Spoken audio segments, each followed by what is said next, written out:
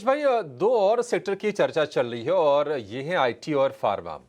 अगर हम इंडेक्स के वेट के लिहाज से देखेंगे तो बड़े क्रूशियल भी हैं। और कहा यह भी जा रहा है कि ये पहले चले नहीं थे इसलिए अब चल रहे हैं। ये भी कहा जा रहा है कि दोनों के वैल्यूएशन भी ठीक हैं, ग्लोबल सेंटिमेंट भी उनके फेवर में है। क्या ये बातें आपको ठीक लग रही हैं?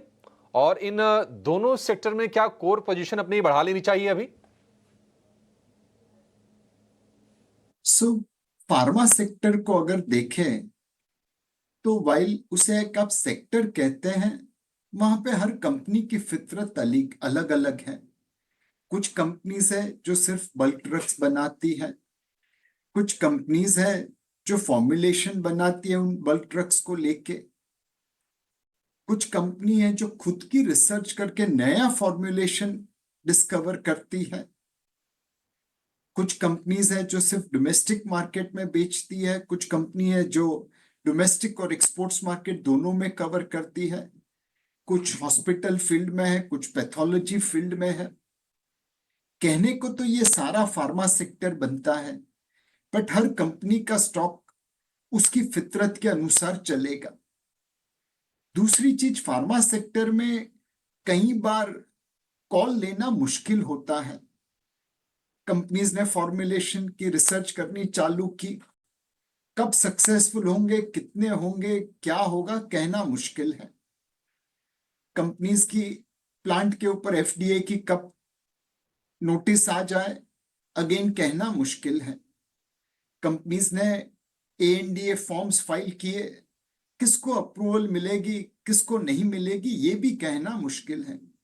तो फार्मा सेक्टर में जब भी आप निवेश करें तो एक पोर्टफोलियो बना के निवेश करिए। सारा पैसा एक कंपनी में लगाने की जगह पे अलग अलग प्रकार की कंपनी में लगाइए जो भिन्न भिन्न क्षेत्र को कवर करती है।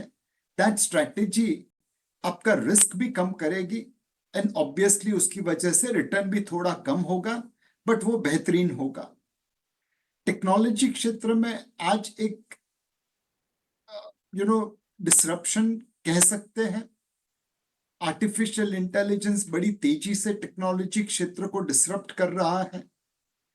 एक बंदा नॉर्मल तरीके से खेले और दूसरा आयरन मैन का सूट पहन के लड़े, तो ऑब्वियसली आयरन मैन के सूट पहनने वाले बंदे की जीतने की गुंजाइश बहुत बढ़ जाती है।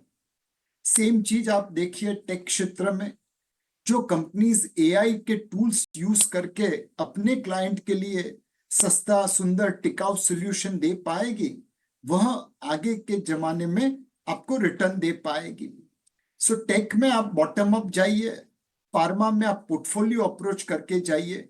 दोनों सेक्टर में हमें लगता है आने वाले 2-3 सालों में मार्केट से ज्यादा परफॉर्मेंस मिलेगा।